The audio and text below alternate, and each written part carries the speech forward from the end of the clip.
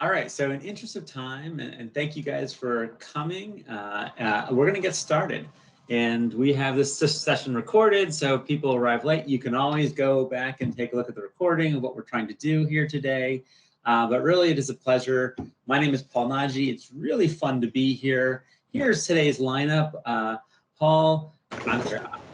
Patrick, Kristen, and myself are going to give an introduction. And then we're going to jump into an OKR pitch competition. Andrew's going to talk about some work package repositories that we're hoping to kick off, and then we're going to get into really some advice from different working group leads on how to set up your Microsoft Teams, how to be able to run your working group, and how to be able to get the most out of leading a working group here within Odyssey. I hope that today our goal is really primarily to help you connect our leaders together. You guys are an inspiring group of leaders. Together, we're creating a new field of computational observational research. It's really tremendous what we're accomplishing together. And we wanted to create a space and a place for us to be able to collaborate and share exercises and advice on how to lead working groups. We hope this sparks a conversation in this working group channel. And so today I'm hoping that you guys are fully engaged and have had your coffee and are ready to go. And so as you see any OKR pitches or any working group suggestions, please ask questions in the chat, offer advice, suggest collaboration between working groups, and really just encourage what all the working groups are doing. It is inspiring when you look at all the different directions everybody is moving in and how much ground we are covering. And so I think we have to learn from each other because I can say I've been part of many societies and organizations in my career, and none have been as much fun and as impactful as Odyssey. And some of them have been like 50,000 member societies. And I can say this, that, you know, we're a society that cherishes data. So I hope to prove it to you. So the ground rules for today are: please respect your time allocations. We only have 2 hours. We really want to make it useful, so make sure to stay within your time window. And then, you know, we'll happy to come back in a few months if you want to present something else. Raise your hand if you'd like to queue up a question for discussion. We're trying to save, so we'll have a moderator who can facilitate Q&A as we have time. And if you are comfortable having your cameras on, we'd love to see you, and let's have some fun. So I wanted to share, so if you may have known some of the OKRs for our steering committee. One of our OKRs of the steering committee is to try to put together a community dashboard to try to understand the impact of Odyssey in the field of computational observational research. And so one of the fun projects that I've been able to work on is really just mining some of our public APIs. And one of the great things about Odyssey is that we have a public footprint. We do almost everything. We're very transparent. We do everything in the public domain. And so one of the projects we've done is we've been able to mine the APIs of YouTube, GitHub, and PubMed to look at what activity we're doing. And let's compare ourselves over time to see if we're resting on our laurels. So we really got things kicked off in 2012 to 2017. I'm defining as like one of the first epochs of a lot of the founding members, a lot of the founding contributions of the software. A tremendous amount of work was done during that period. Have we been resting on our laurels for the past 5 years, or have we been charging ahead? Anyone want to hazard a guess? I think it's pretty, I like to demonstrate with some good data that we're actually charging ahead. So if we look at YouTube, for instance, in education, how do we compare for the last 5 years from the previous 5 years? And the answer is, so I looked at education, development, and publications.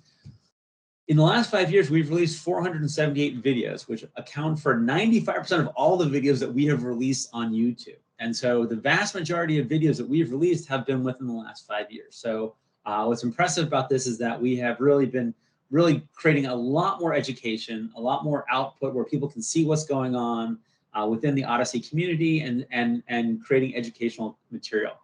That material itself has been 308 hours of content. That's a ton of work to develop, and that really is a tremendous contribution of our society. And that content is being viewed actively. So of those 478 videos, they were watched people spent 122,000 hours watching our video. And so if you want to look at what is that, it's hard to rationalize what that number means. And so if you took 60 people and their full-time job was nothing but watching YouTube videos of Odyssey all day for 8 hours for 52 weeks out of the year, we'd have 60 people watching YouTube videos of Odyssey for an entire year to see how much of an impact we're making. And we have videos that were watched as many as 7,400 times within the last 5 years. So we really are having a lot of outreach and a lot of education around Odyssey. It's hard, sometimes we don't see the impact that makes, but that really is a tremendous effort to try to communicate to people how to do reproducible research across our different disciplines of software development and data analytics and statistics and clinical research. On the GitHub side of the fence, what's interesting is we did a ton of development from 2012 to 2017. A lot of our base packages, about half of our packages come from 2012 to 2017, but more than half are actually within the last 5 years. And we started with about 150 developers contributing, which is a great number within the first epoch of Odyssey. And we have grown to having over 400 active contributors within our Odyssey packages. So we've seen an increasing number of software developers coming to a project, and that's harder for getting into a project once it's been kicked off. And so that really is a great testament to our maintainers of our GitHub repositories for being able to onboard and bring in new contributors. We have over 13 million lines of code within the Odyssey organization itself, within those 164 repos. What's interesting about that is we've had 31 million lines of code added and 18 million lines of code removed. And this is actually really a healthy sign of refactoring that goes on that is necessary to keep things, to try to keep things as simplistic and try to re-engineer the process as we're going. So this is a healthy sign of activity within our Odyssey community. And I think the one that I like the most, I think is the most important from an open source perspective, is that we've seen over 7,000 code reviews within the last 5 years. So out of 7,500, almost 94% of them were done within the last 5 years. And what does this mean? A code review is where one developer reviews another developer's code. This is an incredibly important peer review process in software development. This is where our software developers can learn from each other. This is where we do quality checks on our code. And this is really, if there's one number that I'm excited about, is the number of code reviews that we're doing within Odyssey is a great sign of the areas that we want to grow in and testament to the activity and the health of our open source community. All right, so let's jump into publications as well. What have we been doing? We wrote a lot of our foundational articles within the first 5 years, and we had over, we had over 250 authors in the first 5 years writing papers, and it was about 30 to 40 papers, but over 230 papers were published within the last 5 years. So 80% of all the papers that we've published about Odyssey have been within the last 5 years. So we're seeing a tremendous growth in the academic output of Odyssey. We are seeing, of those papers, we're seeing 2,700 citations, which is a great rate for early publications to have a high citation factor like that. And I think what also excites me a lot about this is that of those of the unique authors who have been involved with publishing a paper within Odyssey, we've seen about 250 within the first 5 years, but in the last 5 years, we've seen 1,100. So we're talking about over 80% of authors who've been exposed to Odyssey and OMUP and reproducible research methods have been involved within the last 5 years. So we're seeing incredible growth on all fronts, from an educational perspective, from a development perspective, and from a publication perspective. And so this is just trying to give you a taste of really just how vibrant our community is, the astounding impact that we're able to make.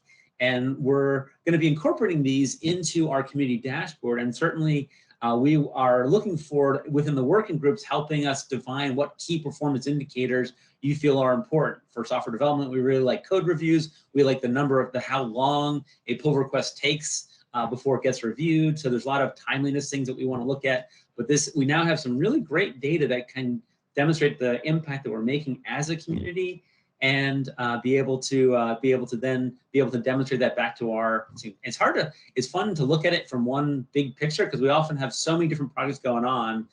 It's just exciting to be able to share with you.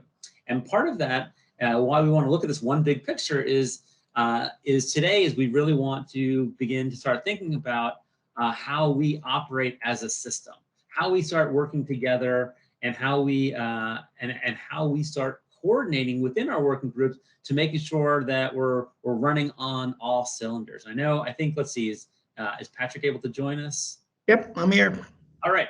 Alrighty, Patrick, I want you to describe why this is an important part of bringing our leaders together. Absolutely. Thank you, Paul. And I want to specifically thank you, Paul, for your leadership in making this Leader Summit happen, bringing everybody together and inspiring us with a dashboard that really quantifies what our community is doing. I really appreciate it. I'm learning a lot from your leadership, and this is a tremendous testament to that. The slide that we're showing right now is the slide that I shared at the start of the year when I proposed that we have a pretty major opportunity in front of us. Together, we are touching all sorts of facets of the evidence generation process, whether it be data standardization, methodologic research, open source development, or the clinical applications where we're trying to actually generate evidence to real questions that matter to patients. But we are still going about that process in a largely bespoke way where we're reacting to questions as they come up, and we're conducting work to try to fill needs as we see them.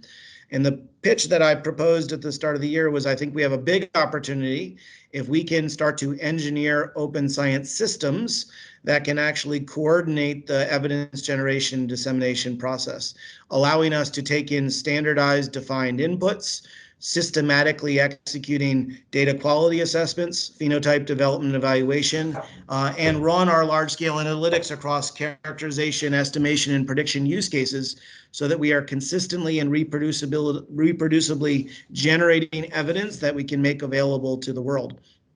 And this idea of us actually coordinating together to build a system rather than us just building the Lego bricks and then asking people to put them together is both to facilitate our own local needs within our own respective institutions and organizations, but it's also because this I believe will be the primary enabler to making it possible for us to collaborate across our network. Right now it is hard to do collaborative research, and we need to lower the barrier to entry and make it more reasonable to engage and participate.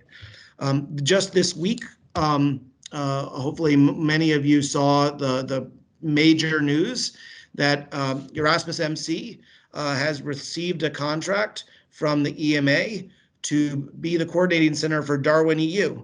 That basically means that Europe is going to be running an active surveillance system for all medical product safety that is going to be based on the OMOP Common Data Model and the Odyssey software.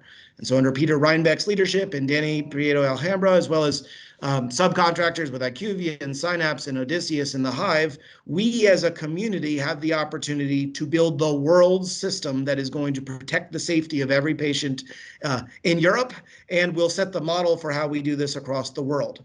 And so drug safety is only one possible use case that we can contribute to, but I think that the vision of us coming together to build a system for evidence generation has never been more apparent about the big opportunity, and I would actually assert obligation we have as an open science community to drive this forward, to coordinate together and to develop a solution.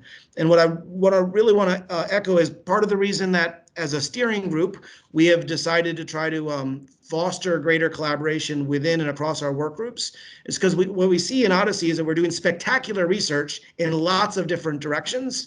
But if we could just figure out how to coordinate across ourselves and paddle in the same direction, we can actually have greater impact than even what Paul just shared.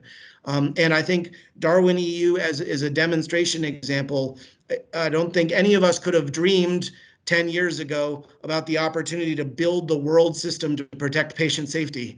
But now that's not just a dream, that's actually the situation we find ourselves in, the obligation we have an opportunity to contribute to right now.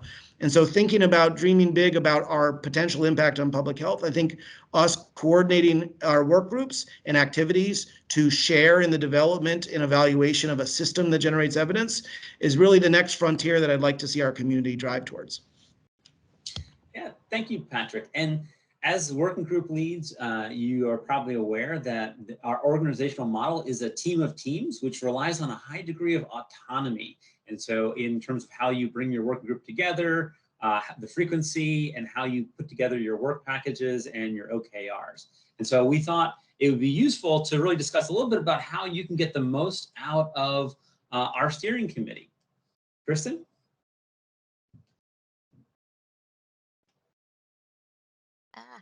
Sorry, my mute button was like sticky. So did you know we have a steering committee? That's the first question. If you didn't, that's okay. It's kind of like the room of requirement and only shows up when you need it. Or I guess you have to find it, right? But what is the steering committee? It's a group of collaborators who are really kind of one echelon above the day-to-day minutia of getting individual things done and thinking about that strategy across groups. And in the beginning, it was a small huddle of titans. Patrick will have to tell you who the OGs are. It's a mystery. It's kind of like a secret society. But over time, it has evolved and it is open. So even though we joke you have to go find it on Teams and Lisa would have to add you, anyone who has an interest in this strategic oversight really is welcome to come to these weekly discussions. And it's really intended to become a forum to think big, to promote the strategic excellence that is kind of all of the cool interdisciplinary work that we're up to.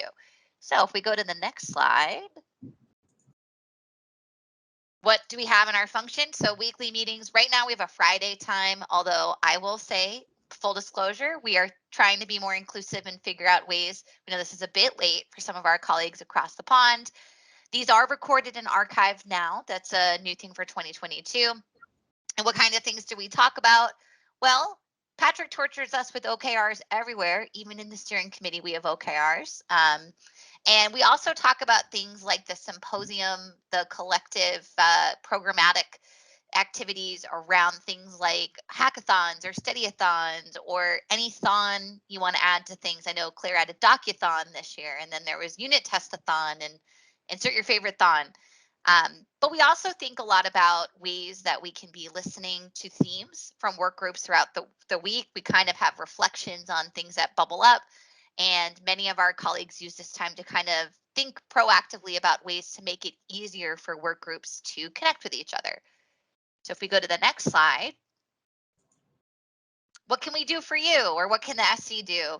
Well, strategy. There's a lot of opportunity for you to simply come with questions or things that you're thinking about and have a safe space to really ask for help.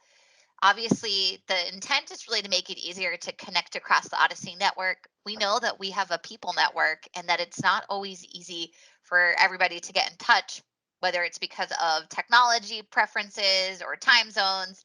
We know that sometimes there needs to be some greasing of the gears. So never feel like you're alone in that, and that there's always somebody there to help you. Obviously, programmatic support is a huge thing, and today some folks are going to share some hacks on that, but there's obviously a lot that goes into executing and running an effective meeting or even a bigger event. So we're always there to talk about where we can help spread the load, give extra hands and feet. I'm not going to call on Elise yet, but I know that there are lots of superhumans that we are very lucky to have in our community who can really help you think about this, and they're really, really good at it. And it's probably worth saying that if you don't know, George does a fantastic job of passing the hat around and raising funds to make sure that we have the opportunity to continue to fund our servers and to run our conferences. This is a non-trivial kind of quiet activity, but it's something that the SC does and is thinking about a lot. And so we really invite folks who have an interest in these areas to come ask for help. And like I said, if you need help finding the team section, I don't even know if it's on the form. Technically, I think you have to know to ask for it, but you're all invited now to come to this space and have it on your visibility. And even if all you do is lurk on the channels, I know some of you do that, fantastic. We invite you to engage asynchronously or synchronously. And that's all I have, I think. That's great. Any questions or comments about what the steering committee can be doing for your working group?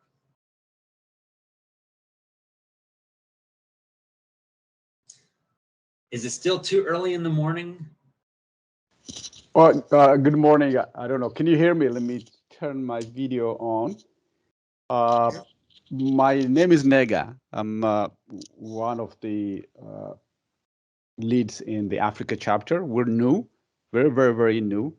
And one area that we really need help from all of you with so many years of experience is to kind of socialize this Africa chapter Odyssey in every institution, in academic institution, in the countries you operate or wherever. If you can somehow help us socialize, help us increase our numbers. Right now, I think we have about maybe 10 to 20 active participants, but we need to grow, especially we need to attract researchers and practitioners in Africa to join the team. So that is one area that perhaps you all could help us with. Professor Ahmed is here, I think.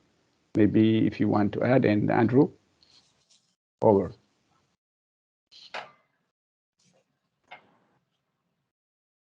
But I think this is exactly one of the reasons we want this group, is to share best practices for how to form a chapter, how to run a working group, how to run a hackathon. This is right. It requires some organizational skills and it requires a lot of organization building. And so this is where we hope to have, we're going to record sessions like these. We're going to try to put together some documents for people who are starting new work groups so they know how to get started and take advantage of the Odyssey network. That certainly is one of our goals, is to be able to share these practices between our working groups and our chapters. Ahmed, I don't know if you had any additional thoughts on that Africa chapter, but Nega and you are certainly doing a great job. Sorry, go ahead. No, you go ahead, please. I really would rather you. I was just prompting you to join in and welcoming both of you to this. Okay, well, thank you very much for that. Thank you very much for the invitation. It's exciting for us to be part of this group. And as Nega said, I think we need a lot of guidance to show us the way forward. Africa, has a lot of problems, but I think if we cooperate, we could help it in a lot of aspects in our health field. Thank you. Yeah, and I think, just to follow up on what Paul said, there are regional chapters in Europe and in Asia and others that that have been around for longer, and where some of the same challenges of making the availability known and getting people involved have been handled in ways that may be unique to those regions or may be applicable in Africa. And so I think that's some of the ways in which a central hub like the steering committee can be useful, and I'm certainly going to try and help out in relaying that and involving you as much as possible, and just making sure you understand that you're empowered to be as involved as you want to be. Great, thank you. So we're gonna so what we want to do now is we have a lot of working groups, and so what we've asked each working group to do is put together their OKRs, and we wanted to have one environment where they could share them all. But since we have so many, we're going to have to really give the elevator pitch. And so what we're going to do is Kristen has kindly put together everyone's OKRs into a slide deck. And what we'd like to do is have every working group lead be able to present or talk about their OKRs and what they're excited about, they're going to be doing this year, maybe very quickly if they need anything from the steering committee. But we want to hold them to 90 seconds. As best as possible so that we can get through them all in time so we can share some of our working group advice as well. Paul, I had a slide I was originally slated to share on the steering committee liaison role, sort of building on Kristen's projection. Should I hold that till later? Yeah, if you don't mind, that would be great. I don't mind at all. It would be great to talk about stewards and liaisons right after this as a resource for the working groups. Perfect. That would be ideal. Okay. All right, Kristen, are you ready? Ready as I'll ever be. So, full disclosure, some of you sent these in some non-standard formats. If they look different than you remember, me too. I don't know what they're intended to be. So, take it with a grain of salt. Patrick, I believe you are on deck first. Got to lead by example. The steering committee first. Yep. So great. Thank you. So our steering work group, as you just heard from Kristen, We this year have defined one objective. Our focus as a steering work group is to enable this community to collaboratively generate evidence and the scientific work products necessary to generate evidence. For this first quarter, we've set 4 key results.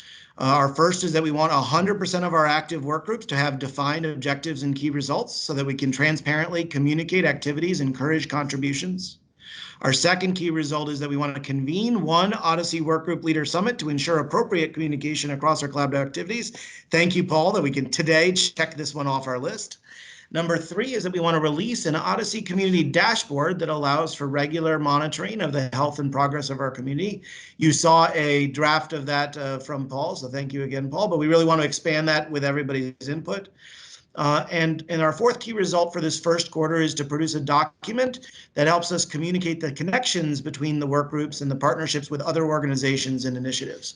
Our goal here is really to enable all of you as work group leads to make sure that you have what you need to succeed, and for us to make connections across our work groups so that collectively we can reach our overall ambitions as a community and meet the mission of our open science community. So encourage everybody to reach out, as Kristen did, for our for us, because it's our OKR to be helping you. Awesome. Thank you, Patrick. Next up, we have Martijn in your Hades hat. All right, putting my Hades hat on. So for Hades, we decided to have a little bit longer time window, so we have yearly key results. Our objective is to enable the Odyssey community to perform observational research following Odyssey best practices for characterization, population level estimation, and patient level prediction by providing a cohesive set of open source analytics software. And currently, that is just a library of R packages. For key results, we have one that is finalized that we're definitely going to do, which is a quarterly release of the Hydra package, which contains basically the payload that you can use to create study packages based on specifications. And the other 2 key results that are probably going to make it to the end of the list, but we don't yet know for sure, is that we're going to develop new R packages for characterization, for incidence rates, for treatment pathways, and drug utilization. And the third key result, not yet finalized, is that we'll make these skeletons, as they're called, modular, so that you would be able to combine different types of study designs, like a characterization study and an estimation study, into a single study package. Awesome. Thank you, Martijn. And wait, don't go anywhere. I think you're next for PLP and Ple, unless All right, you're nominating someone else. So here the same thing, needing a little bit of a longer time span. So these are for the entire year of 2022. Our objective is to perform the methods research required for this system. And there's a lot of text, but basically that is the system that Patrick has already proposed. And we just wanted to make sure that we do all the methods research required to get that system up and running. So we defined 4 key results that we want to go after for this year. The first one is, Patrick showed it in his, I think it was Patrick showed it in his boxes. We have database diagnostics, core diagnostics, and study diagnostics, and we want to formalize those. So currently we just have like some of them, and some of them are more formal than others, and we want to make a full set of those for each 3 categories. We want to design a discovery system where we can do things like signal detection for safety signals, etc. But we first need to think about what are the operating characteristics for such a system, and once we know them, how do we design a system that actually has those operating characteristics? Key result 3 is to develop more of a benefit risk framework for observational research, which for this year will actually mostly be limited to shifting from a relative risk type of scale for all of our estimates to a risk difference or a attributable risk scale, which should be easier to interpret inside of a benefit risk framework. And the fourth one is more of an experimental one where we want to look at counterfactual prediction. So for a patient, can we predict if that patient were to take treatment A or treatment B, can we predict what under those counterfactual conditions actually happens to the patient? So those are our 4 key results. Excellent. Thank you, Martijn. Next up, we have Claire and the Data Quality Work Group. Okay. So in the data quality working group, we're thinking about how we can integrate and work within the bounds that Patrick has set with the evidence generation system. So our objective is to design and implement the data quality evaluation step, which is part of database diagnostics of this system. We workshopped key result 1 a little bit yesterday. So it's actually, given a database has the necessary elements to run a study, we want to design a study-specific filter for the data quality dashboard. And to that end, because we want the data quality dashboard to be working and the best it can be, we want to close at least 50% of issues and pull requests on the GitHub, prioritizing high-need bugs and exciting new features that have been added by Odysseus. And then we want to update the documentation to reflect the new features in the application. And these are all Q1 key results. Excellent. Thank you, Claire. And I think you have another hat to wear. Yes.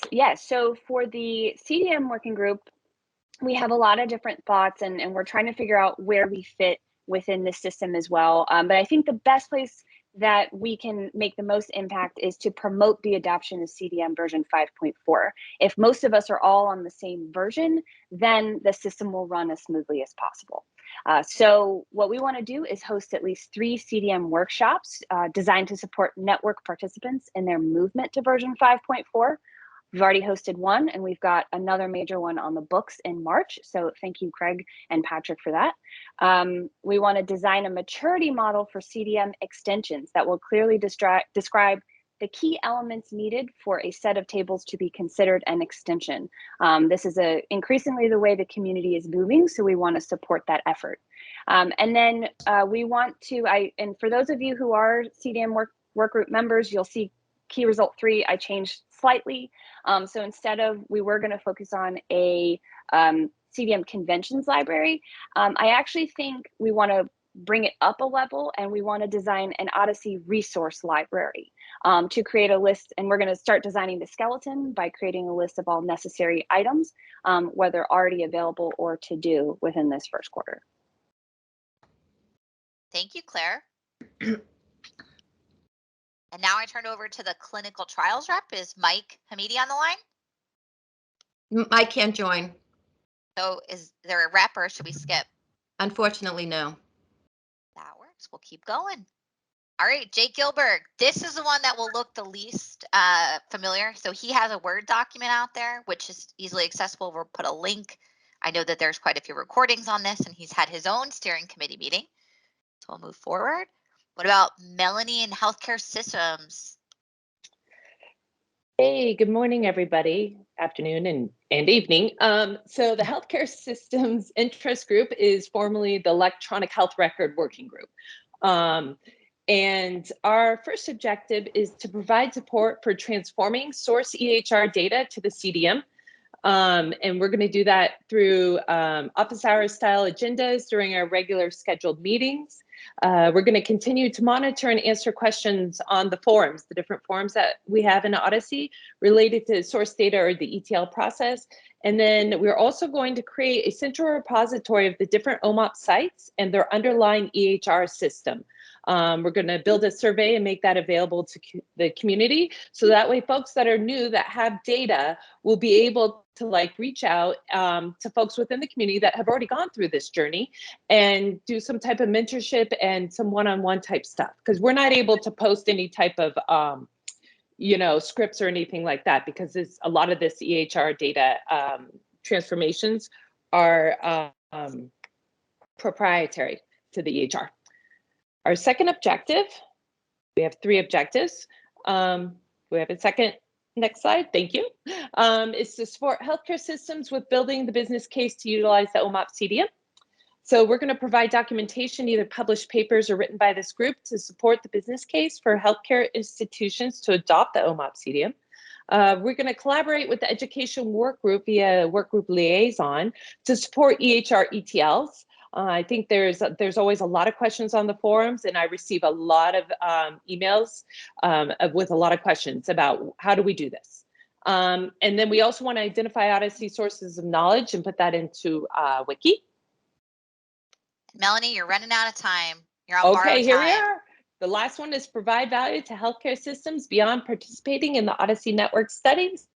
And we have these two things people can read, and I'm all done. Awesome. Next up, we have Anthony Senna for the Atlas Working Group.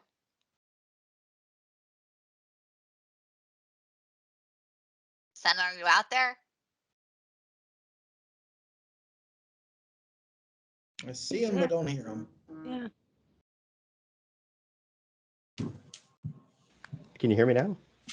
We can hear you now. All I'll right, start your thank time you. now. I won't credit the silence. I'll still come in under time. How's that? So we are a new old work group focused on bringing together folks that want to collaborate on web tools such as Atlas and Web API. And because we're kind of a new old work group, we need to start from the foundation of the tools. So if you are a developer and you want to contribute to any tools, there's two key factors in doing so. Number one, it should be easy to set up and use the tools. And number two, it should be apparent how those tools are documented and used. So those are our key objectives. And in Q1 for our first objective, which is to improve the deployment of the tools, we are aiming to document our current process for deploying the tools, as well as document areas in which we can improve the deployment of the tools. And that will kind of come into some of our key results for later in the year. Objective number two, we want to improve the documentation of Atlas and Web API. And in the first quarter, we're aiming to provide or document 100% of the Web API endpoints, which we have a URL where those are currently published. And then the second part is to just link out to the Web API documentation on GitHub, so to make it easier for people to find out how to use the tools. Done. Did I get in under 90? Okay. Yeah, you're good. Now the early stage researchers group, FISA and Ross. Yes. Hi, everyone. Has anyone ever heard the quote, "The young of today are the leaders of tomorrow" by Nelson Mandela? Well, I believe that this very quote is a perfect summary of the purpose of the Early Stage Researchers Working Group, where we believe in empowering anyone in the Odyssey community who is just starting their career or is early on in their research. And through creating an inviting, interdisciplinary, and resourceful platform, we hope to leverage a space where individuals can ask questions, share their work, get feedback and advice, hear tutorials, and just collaborate interactively. So in 2022, our first objective is to perform research within the work group, for which the key results will be finalizing a study topic and executing it, and then having the study be submitted to a journal. The second objective will be to increase the number of regular participants, for which we hope to keep an attendance log or record of attendees per meeting, and then have this number increase by 50% by the end of the year. The third objective on the next slide is to increase members' presence at other Odyssey meetings. Next slide, please. And so we'll record which members are involved in other working groups, and hopefully have at least 10 presentations at other work groups given by our members. And then finally provide career development opportunities. So like have 5 posters or presentations at the Odyssey Symposium and hold career events. So all that we ask from you all is your continued support and encouragement. Thank you so much. Thanks, FISA. Well, I know we're going to hear from you a bit later. Is Hua going to speak on NLP? Or yes, I'm here. Awesome. Hi, Hua. Your turn. Hi, everyone. So we have 4 objectives at NLP Working Group. First is trying to revise the representation for the texture data in the CDM. Second is to develop NLP tool to facilitate ETL for the texture data. And third one is we are trying to conduct at least 2 multi-site studies which use the texture data. Number 4 is continue with the community engagement. I actually have more details in the following slide. Let me try if I can finish within 60 seconds. So objective number 1, we're actually putting an immediately a modification for the node NLP table. Hopefully Q1 we will send out a proposal to the CDM working group, planning on new tables, and we're actually writing a paper on the Odyssey NLP solution. We have a first draft we'll send out to all the contributors for review soon. Next. On the second one, tool-wise, we actually talking to 4 different NLP tools, at least 4, trying to have them to have a wrapper integrate into their system to be able to output no NLP output directly. So second one, script to converting from no NLP to the other clinical table, and tools to normalize no type, and Anarchy 202 for the ontology mapping version 2. We have people assigned to every of those tasks, so which is good. Next one. 2 5 studies. seconds. Okay, one is ongoing, the past one. The other one is still under development. That's it. Last one, just regular community engagement. That's it. Thanks, everyone. Thank you, Hua. The psychiatry work group. I don't know who to call on for this when you didn't put your names on it. Is it Dima? Is it Andrew? Dima.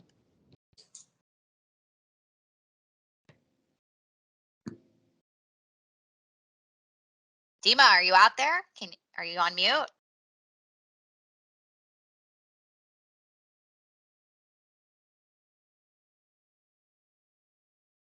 Did I lose you guys? All right, we're gonna skip if you don't claim your time. No, he's here. Dima, you got 5 seconds. You're losing time. Well, I can fill in, Dima, if you're having trouble with your mic. 45 seconds. Okay, so our overarching goal is to conduct and enable research in psychiatric, neuropsychological, and neurological interventions and outcomes in the Odyssey community. And to that end, we want to support at least 2 or 3 studies and that either publish or present in the coming year.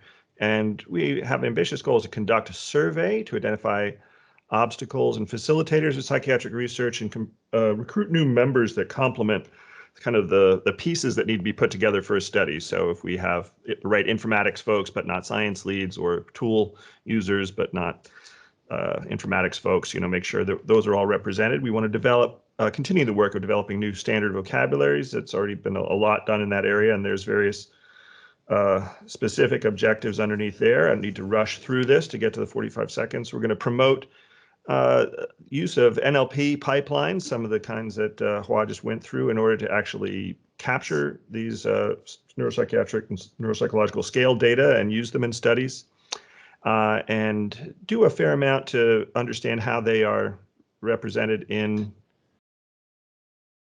Okay, we moved ahead while I was reading. You're running out of time. Sorry, your colleagues are. Okay. Last seconds. Well, you took away the script, so I can't keep going. I guess go ahead. Looks like there are meeting details here, and show up if you want to hear more. Mui, are you out there for AIPAC? Yep, I'm here. Florida. So our objective really is to enable the AIPAC community to collaborate, generate evidence, and the scientific work product necessary to generate evidence. We have 2 separate set of key goals here. Well, I put Q1 goals here. So Q1 goals is to initiate all 4 AIPAC studies, which we've actually done. We're driving a mentorship program to train AIPAC collaborators, which we have initiated. We are going to publish our first quarterly newsletter for AIPAC, and we are going to create more awareness of the AIPAC community call through biweekly email communications. If you can flip to the next page. Our key objectives for the whole year. Is it not flipping to the next page? Did it advance for you guys? Not for me. I see fourth quarter results. Oh. Yeah. I can't see it for me, but basically, I think what I wrote is we're going to try to get through all 4 studies. We're actually, creating, like I said, this mentorship program where we hope folks will be able to closely collaborate with others and create expertise in Asia Pacific. We're doing quarterly releases. We are going to also do a bunch of training to get our folks on Asia Pacific up to speed on how to do Odyssey network studies. There might be a 5th one in there, but I can't remember. And you're going to host your symposium. There we go. Thank you. What you always do. Great work. Couldn't remember the 5th one. That's us. Awesome. Thank you, Mui. You're welcome. Gautam and Aza, are they on the line? I know. Been a busy month. Hey, good morning. How are you guys?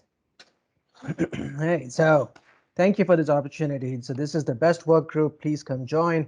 We are, as you know, very active these days. This is Phenotype February. So this is the time to develop phenotypes. This work group wants to enable that. We want to collaboratively develop and evaluate phenotypes to enable Odyssey community to build a system to generate evidence. If you don't have phenotypes, you cannot build the system. This is the necessary initial step. So let's build definitions and evaluate them. How do we do that? So by Q1 in 2022, we want 30 phenotypes developed and evaluated. Thanks to Patrick's leadership, we are already on the way. Phenotype February has 28 days. That means the work group has to do two more core definitions, and we reach the 30 phenotypes. We want to enable 10 new Odyssey collaborators to develop and evaluate phenotype using Odyssey phenotype best practices. That means we need to have the best practices done. That means we have to identify 10 new Odyssey collaborators. That means they have to develop and evaluate phenotypes. So to do this, we have office hours, and this office hours have been a success, and please join the office hours. The third one is to release an initial operational framework on how individual contributors may collaborate and use the Odyssey Phenotype Library as a resource. If you have a core definitions and you want to contribute it, how do you do that? So we have a framework for that now when we are testing it out. We want to get that to an initial state of operations where people can contribute, look at the results. And my time is up. Excellent. Thank you, Gautam. Now, Mick, are you out there? Mick, I know you have a few slides, so you're going to have to tell me how to advance. Mick, floor is yours. Yeah, two slides only. I hope you didn't copy the other ones because they were. No, I didn't, but you tell me when to flip. Keep going. All right. Okay. So we've been following Patrick's example, and we've been focusing on the first quarter. So the objective one here is that we want to have a better community participation in adding new or more standardized vocabularies. In order to get there, we want to establish a roll-in process. That means we'll be offering quarterly recurring workshops, and we'll also be going after individual work group and chapter leads to get and extract their needs for vocabulary content. Very important, documentation will publish instructions for the community contribution. So how can you get new standardized vocabularies introduced to Athena? And we also want to do this in practice by one new vocabulary using this process. Next slide, please. Next slide. Okay, good. So I already said documentation is important. We need to increase the transparency and also documentation about the vocabulary maintenance and release process, as everybody knows. So the key results for that would be we'll be publishing the vocabulary roadmap with quarterly refreshes. We started that already, but I think we need to professionalize in that. The GitHub pages for documentation for the vocabularies will be improved. Well, actually will be created. That is, they will be a living thing. They will be going beyond first quarter, but in the first quarter, we want to establish that. We want to create the first GitHub pages, following Claire's example for CDM. And we want to have GitHub discussions. So we have a voting feature because forums maybe go here and there, but voting can be a bit clearer. Okay. Thank you, Mick. Adam, I believe this is you. Yes, so Paul and I are starting a new open source community work group. 4 objectives: create educational materials for developers, host community events, promote standard interfaces, processes, and abstractions across software projects, and then measure the health maturity of Odyssey software projects. Our key results for this quarter are to create a series of screencasts on participating in Odyssey software, host a virtual developer conference in April, and create 3 key metrics on the measuring health maturity of Odyssey software. That's all? That's it. I think you get time for your vaccine vocab now. Okay, this is an interesting one. This is a narrowly focused work group that was initiated out of a desire for a customer of Odysseus to make a contribution to Odyssey. And I think it's important. This is a situation that Stephen Wally described very well in the open source governance work group. And so it's important to kind of understand that this happens and that these contributions need to go through the work groups. So we're kind of wrapping up this vaccine vocabulary work group. We kind of explored the problem, and our OKR fits very nicely with what Mick described in the vocabulary work group, which is kind of like provide a roadmap for vocabulary contributions or requests to kind of go through this process. Thank you, Adam. Evan Minty, are you out there, or do you have a rep? I am here. Awesome, floor is yours. Thank you very much. So this would be a relatively new endeavor in the perioperative medicine and surgery work group. A preliminary endeavor then would be to determine whether or not there should indeed be perioperative medicine and surgery work group. I think this area is a green field for computational data health science in general. There's a lot of work to do in terms of getting better resolution of the vocabularies and other foundational work in this space. So despite the fact that I think there's lots of work going on, I don't think we have a cohesive group just as of yet, and I'll have to do a little bit more work, hopefully up in a forthcoming sabbatical around engagement with the community. In terms of the other kind of objectives, the first would be to sort out some phenotypes in this space. One that we started with the Protea study could be finished off with a few with use of a few tools in the Odyssey stack. The second two objectives really just relate to inaugural attempts to produce evidence in this space, both in domain of patient-level prediction and population-level estimation. But more broadly, I think depending on the constitution of the group, some of the more foundational work would depend on getting alignment within vocabulary teams and other entities that have an interest in moving a system for pharmacoepidemiology into new domains of procedures, devices, and perioperative medicine. So I couldn't really list those out as objectives until I have a better sense as to what tools we might have in the toolbox in this work group. Thank you, Evan. And so you have quite a bit of detail we can provide. The GIS work group. Yeah, that's me. If you can hear me, we can go to the next slide. Sorry. Yeah, there's a lot here. I will be brief, if for no other reason to avoid your wrath, Kristen. But the main synopsis of this is that we're making a module on top of Odyssey to relate the clinical data in OMOP to place-related data. That could be clinical boundaries, built environment, pollutants, distance from care, really anything. The main cog in that is just a universal representation for place-related data that we then build infrastructure on top of, similar to the CDM for clinical data. Next slide. So I mentioned it's an optional CDM module.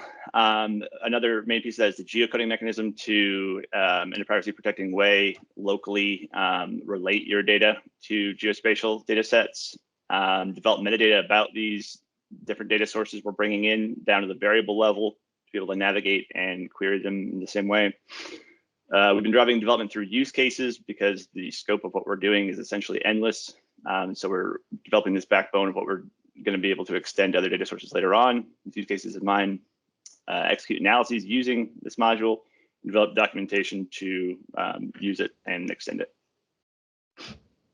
Thank you, Robert. Mm-hmm. Jose, are you out there, my friend? I am. So I'm also setting up my own. Okay. So the main thing that we want to do, is really focus this year on building community. So this first objective is actually trying to make, to have new participants. Can you go to the next one? The next is trying to do this also by inviting more people to our calls than the regular ones. So we really want to reach out to speakers that are doing fabulous things in the Latin American community, even if they are not really maybe doing something with Odyssey, but it's just a way to engage with them and know what they are doing for with observational research. The next one.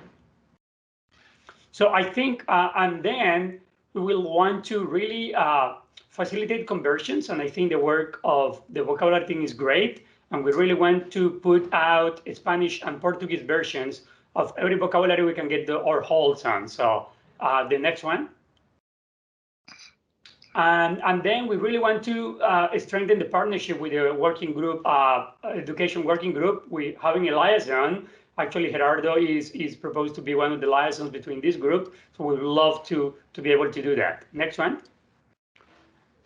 This is the last one. And then we are really trying to preach the gospel in Latin America. So the most invited talks we can do, the better. So at least 2 during the year. Next one.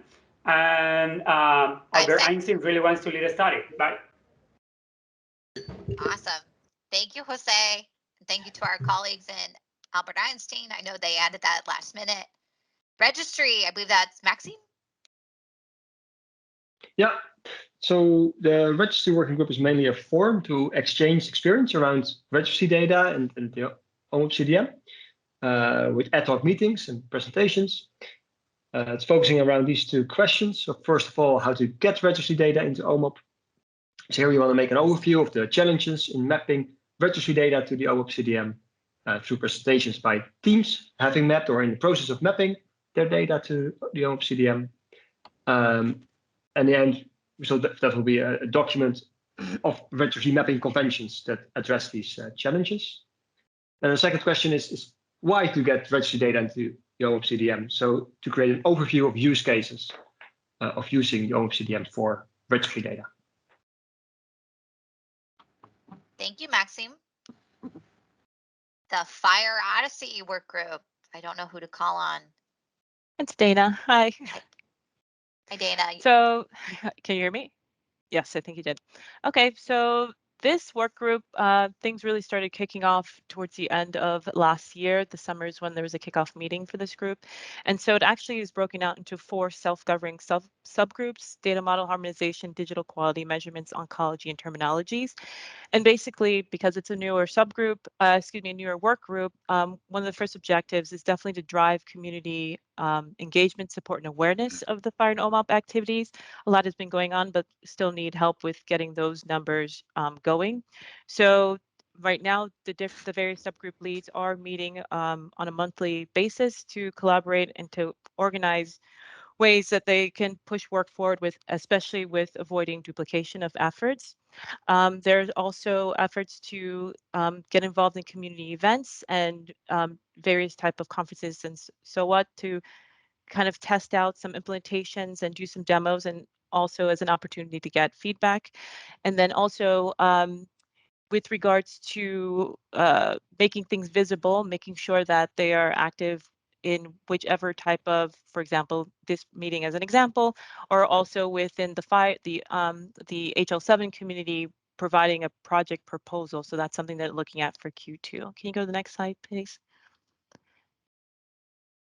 And the second objective, which stretches across 5 seconds. Year, is to prototype implementation for at least 2 use cases for supporting the path to integrating fire and OMOP. So part of that will also kind of branch out into also aiming to do an implementation towards OMOP 5.4. So thanks. So reach out to Dana if you have more questions. Paul and Chan. Hi. Yeah, so our motto is pixels to what is that? Phenotype. Okay, so could you go to the next slide? So our objective is really ambitious. We are trying to define feasible medical imaging data model for OMOP-CDM within this year, and we do have 3 key results. First of all, we will get an imaging data model proposed to, and we hope it is to be accepted by the CDM work group. And we will publish a paper on the imaging data model within this year. And lastly, we'll get a reference implementation of the imaging data model. And I hope that my institution will be the reference implementation institution, and Paul hope Hawkins to be this. So we are in the race, and I want to win, and we want to win each other. Thanks. Oh, awesome. I think you had some use cases you wanted.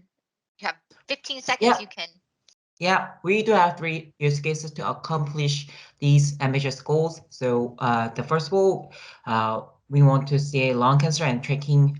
We will track pulmonary nodules in CT, and we will use breast cancer and mammogram. And third, we'll see the brain MRs in patients with brain tumor pre and post operation.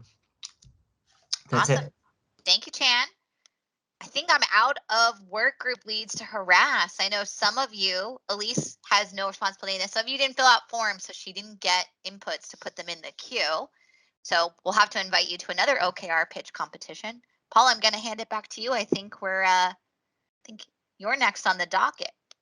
Yeah, Kristen, thank you so much. That was really impressive to see all those OKRs in one place, and to see I really got excited about the ones that linked between different working groups. A lot of them are within, but some of them are collaborations between work groups. I think that's really an exciting thing to see. I wanted to, at this time, hand it over to Andrew Williams.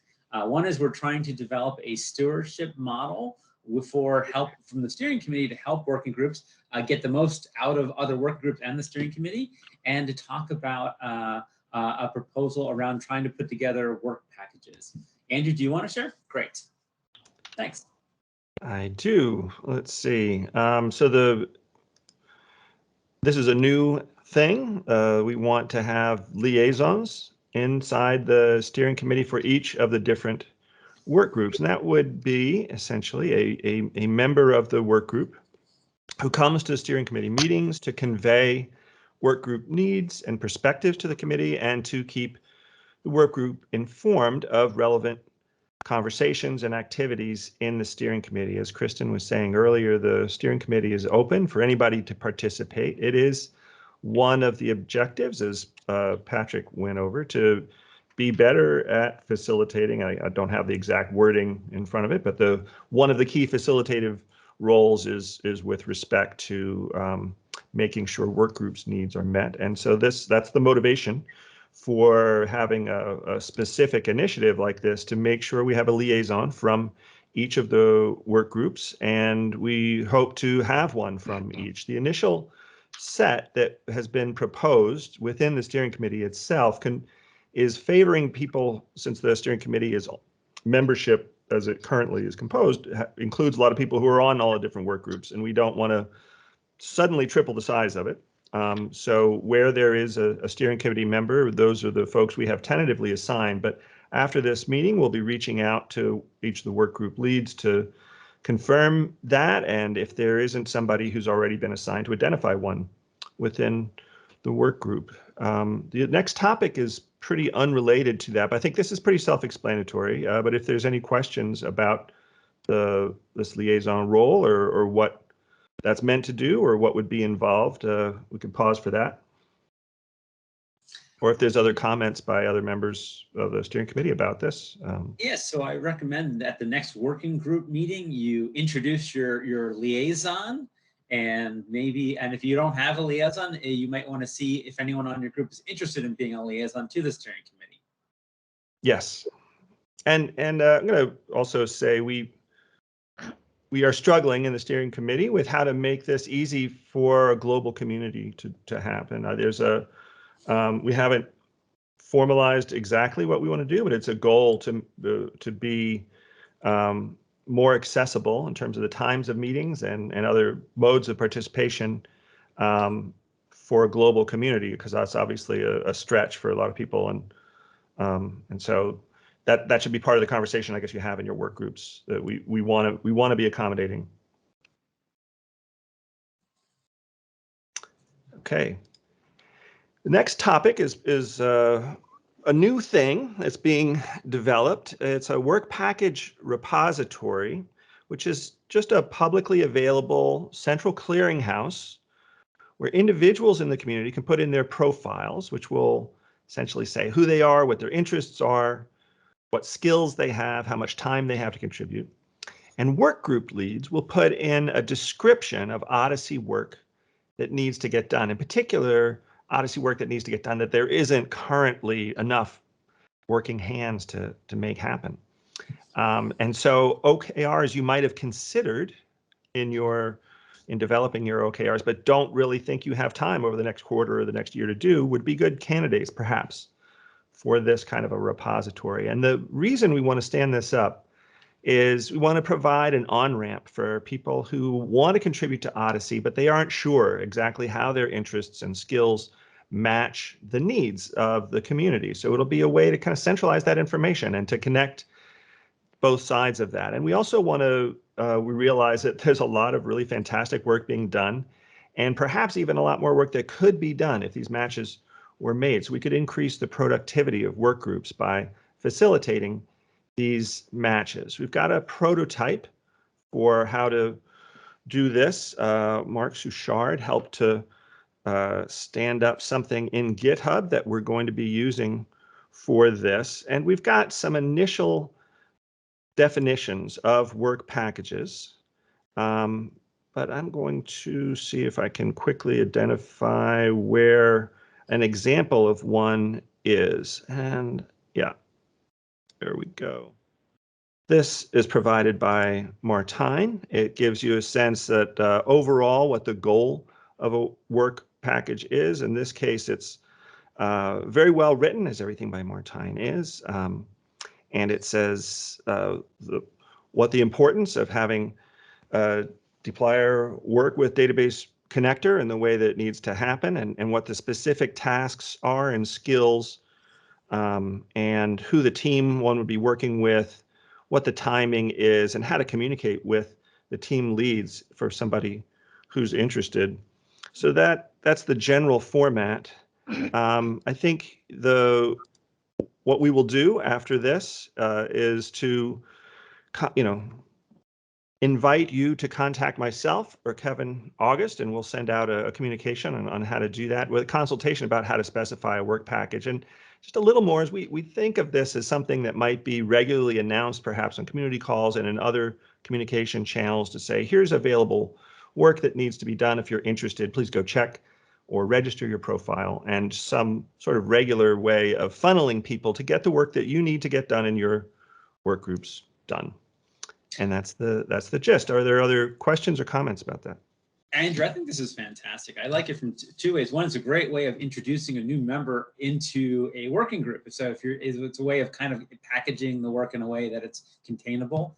I also love this because I think many of us are part of academic institutions, and this could be a great way of seeing us having a set of finite amount of work potentially for a student to do as a capstone or as an independent study project. And so this does certainly going to require a lot of mentorship and coordination to make sure that it works for work groups. But I think this is really a great way of trying to get new members onto your working group is by proposing small work packages. That's very great. much one of the use cases. Great. Yeah. Thank you, Andrew. I apologize. We missed one of our OKR chapters. And so I'm going to hand it back to Kristen before we move on to our working group hack session. Lei from the China chapter, the floor is yours. Sorry, you were a late breaking edition. Can you hear us? Yes, I'm here. So awesome. I have your slides up. Your turn. Sorry. Yeah. Thanks, Christy. I was actually texting you. So it is late from China. Okay. Yeah. All right. Yeah. So first of all, I'm new to this community, and I'm representing the Odyssey China chapter, which is actually was originally started with Hua and Mui. They make a lot of effort to our chapter, but Odyssey is quite new in China, and we're trying to make some basic, I guess, technologies to promote the Odyssey in China.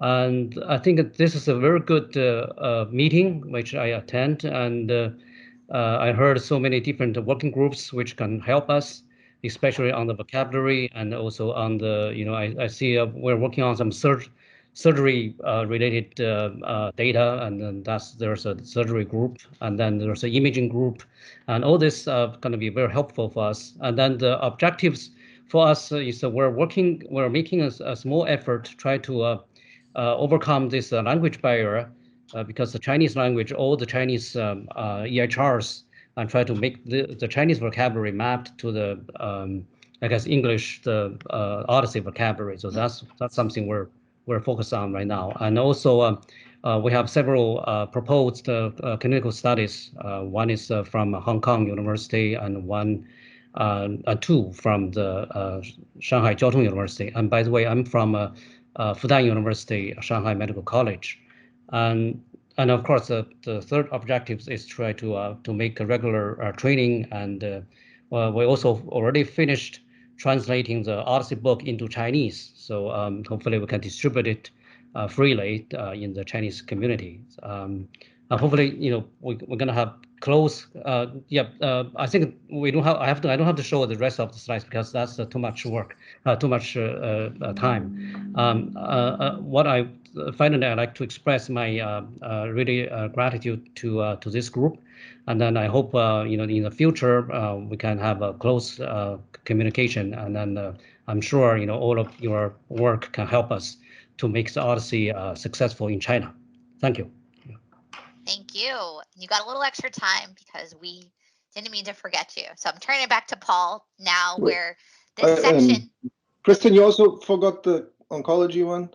Oncology didn't submit on time. You don't get to go in. I never received the memo. I have to say that. Asya has All right, slides. friends. She's done it. We appreciate you got 60 seconds, but we do have a bunch of speakers who have planned for this next section, and they are very queued up. Claire's first, but Asya, 60 seconds. All four of your work groups.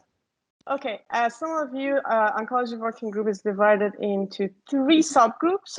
One of them is infrastructure, focusing on ETL and vocabularies. The 2 objectives for the work group is improve and finalize the ETL from NACER to OMAP. The OKRs are basically sorted based on priority and how we're going to do it, finish the vocabulary, and also improve and publish an ETL package. The second one is develop a roadmap for merging EHR and registry data together. We're going to develop a proposal representing EHR and the OMAP oncology module and linking the different data types.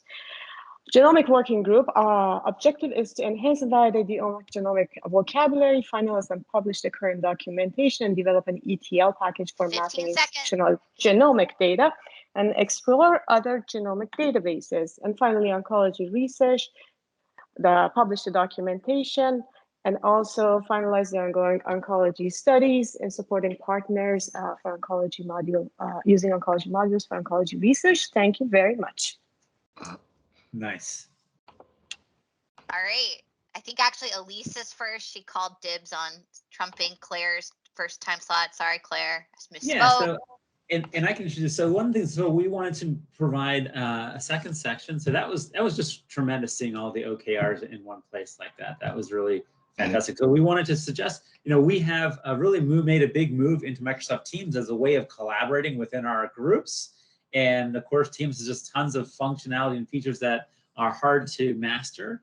And so we wanted to do a session. We wanted to start by having a session by Elise talking about really how to help you get the most out of Teams when you are trying to organize people within your working group. Elise, do you want to share? Yep, I'm going to share. Thank you, Paul. Tell me when you can please see my screen. Everyone see my screen? Yes. Yes. Okay, so first of all, I want to introduce myself to people who don't know me. I'm Elise, and I am the symposium event. I'm the Odyssey Symposium event planner. I also, over time, became the team's manager, which is a metamorphosis. But I am actually going to provide just a few little tidbits that I feel that people may think they know, but they don't know for Teams. So here is my presentation, and hopefully it provides some levity for you guys. How to trick out Teams. Why do we use Microsoft Teams? When we were searching for a virtual platform for the 2020 Odyssey Symposium, we had a few objectives, some of which were convenience, cost, and enhanced collaboration. As Columbia maintains the license for the Odyssey MS Teams environment, which we also call our tenant, the Teams platform was an evident choice to explore. However, there was one problem. Most of us had no idea how to use it. As a chat-based collaboration platform, complete with document sharing, online meetings, and many more features for communications, Teams seemed like a natural environment for Odyssey to grow the community. If only we knew how to use it. Through time, trial and error, and a lot of help from Patrick Ryan, we now know how to use it. Sometimes. Here is the first point. Download Teams to your desktop. While this may seem obvious to download Teams, some individuals use Teams through the web. When Teams is used through the web version, many functions are unavailable or limited, such as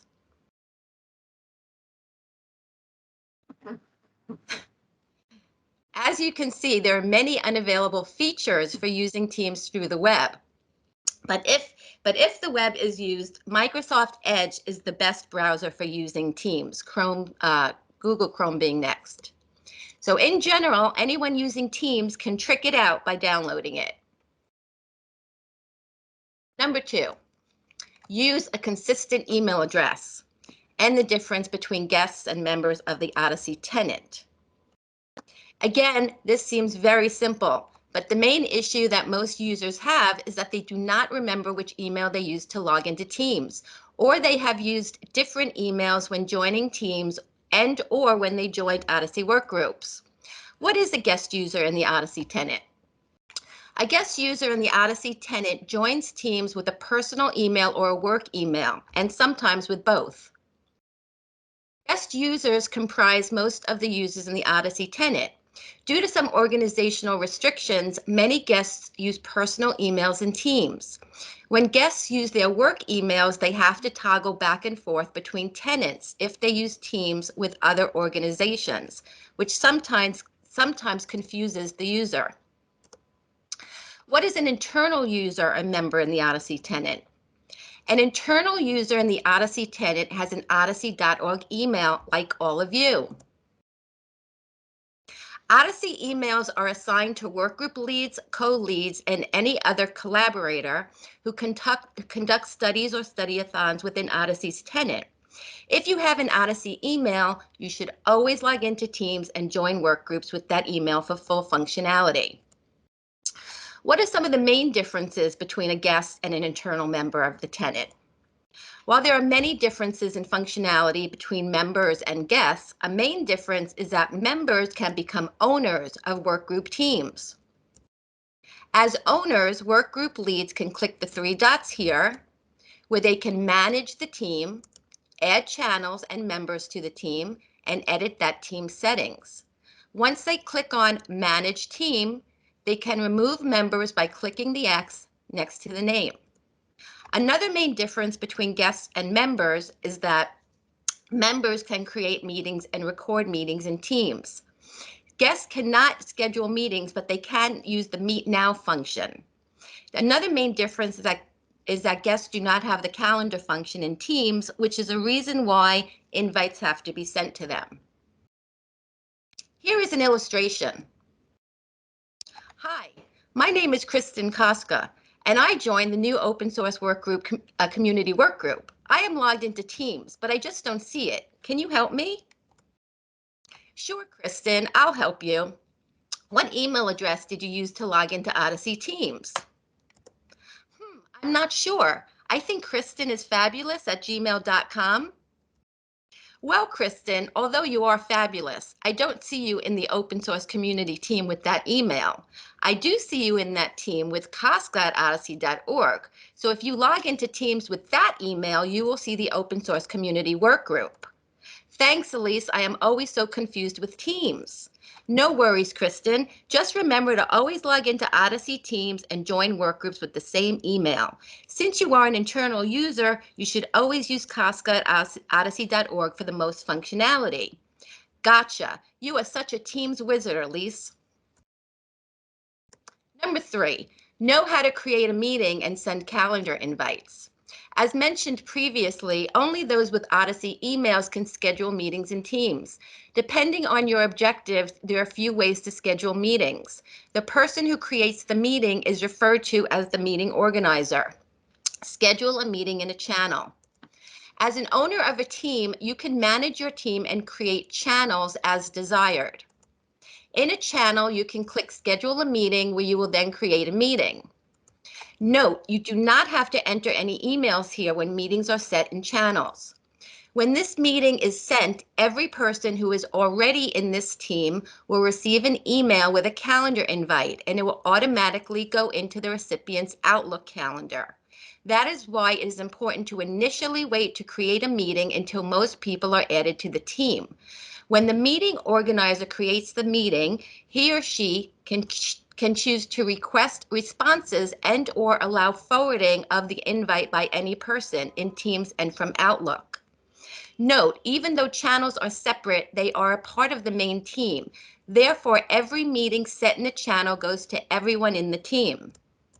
Private channel. By making a channel private, you can invite select individuals to that channel. However, you cannot create a private meeting. Note, new team joiners will not receive the calendar invite until 1, the meeting is sent again with an update, or 2, it is forwarded from your Outlook calendar to the new joiner or to the team's email address. Each team has its own email address. As an example, the team email address for the Atlas Workgroup is workgroup-atlas@odyssey.org, no spaces. Important. When a meeting is set in a channel, if the joiner uses the calendar link to join the meeting, they must also be logged into Odyssey Teams in order to use the chat feature and have full functionality for that meeting. People are laughing. Number 2, schedule a meeting from your Teams calendar. As internal users with an Odyssey email, you all have calendars in Teams. When you log into Odyssey Teams, you will see the calendar icon on your left side. When you open your calendar and click New Meeting, you will create the meeting and settings as seen in the screenshot. You must invite people here, or you can use a Teams email address. When making a meeting in your Teams calendar, you can control who gets invited to a meeting, as opposed to a meeting set in a channel where everyone in that team gets the invitation. Note, if you add the channel here, it becomes a meeting in a channel. When making a meeting in your Teams calendar, joiners will have the chat feature when joining meetings from calendar invites, and they do not have to be logged into Teams. A negative to creating a meeting from your Teams calendar without being set in a channel is that there is no meeting link in the team. This could be a disadvantage to anyone who just joined the team and did not get the calendar invite yet. 3, schedule a meeting from your Outlook calendar. In Outlook, the calendar icon opens your calendar where you will find a button, New Teams Meeting. If you do not see this feature, you may have to add it in. As your Outlook and Teams calendars are synced, they work in the same manner. Like your Teams calendar, you can control who gets invited to a meeting as opposed to a meeting set in a channel where everyone in that team gets the invitation. Like your Teams calendar, joiners will have the chat feature when joining meetings from calendar invites and don't have to be logged into Teams. Like your Teams calendar, a negative to creating a meeting from Outlook is that there is no meeting link in your team, which again could be a disadvantage to someone who just joined but didn't get the calendar invite yet. Like your Teams calendar, you have the same controls such as meeting options and response options when creating meetings from Outlook. An example of a meeting sent from Outlook is the Tuesday community call, and there are a few reasons why it is sent this way. One being that Craig needed to forward new weekly meetings with the ability to change the topics without changing the entire series at one time. A negative is that there is no meeting link in the Odyssey Teams general channel unless he posts it manually. 2, a positive is that everyone should have the chat feature regardless of login method, although don't hold me to that because it never seems to work. Summary and a bit more. 1, always use the desktop version of Teams for the most functionality. While anyone can join a Teams meeting even without a Teams account, their functionality will be limited. 2, always use the same email when joining Odyssey Teams and its workgroup teams. 3, as an internal member of the Odyssey tenant, you should be using your Odyssey email. In addition, you should add this email to Outlook, and you should check this email on a regular basis. 4, know the difference between creating meetings in Teams channels from your Teams calendar or from your Outlook calendar. 5, Microsoft is constantly upgrading, adding, and removing features. Therefore, don't get tricked out if a feature disappears or a new one appears. It is always a learning curve for all of us. 6, Mac users sometimes have a difficult journey using Teams. And all I can say is, it's not you, it's them. As workgroup leads, we ask for you to be responsible for workgroup agendas, uploading files to your team, and recording your meetings. Only those with Odyssey emails can record meetings. If the recording is not downloaded, it expires in 100 days. So all workgroup leads should download their recordings and upload them to your team. 8. Although Kristen Koska thinks I am a Microsoft Teams wizard, I am really just an event planner who, while once afraid of Teams, has now embraced it. And with a little help from my friends, aka B2 Pros, I have learned how to appear as a Microsoft Teams wizard. Elise, thank you. That was great. You're welcome. Really appreciate it. And so our next speaker, what we want to do is one of the hardest things to do when you put together a working group is, of course, we're a group of volunteers all committed to the mission of Odyssey, but it's really hard as a working group to ask someone else to do work. And so we've asked Claire to share some of her tips on how to be an effective delegator as a working group lead. This is one of the hardest things that we have to do, is trying to encourage and get other people to take on tasks. Claire, do you want to share? Yeah.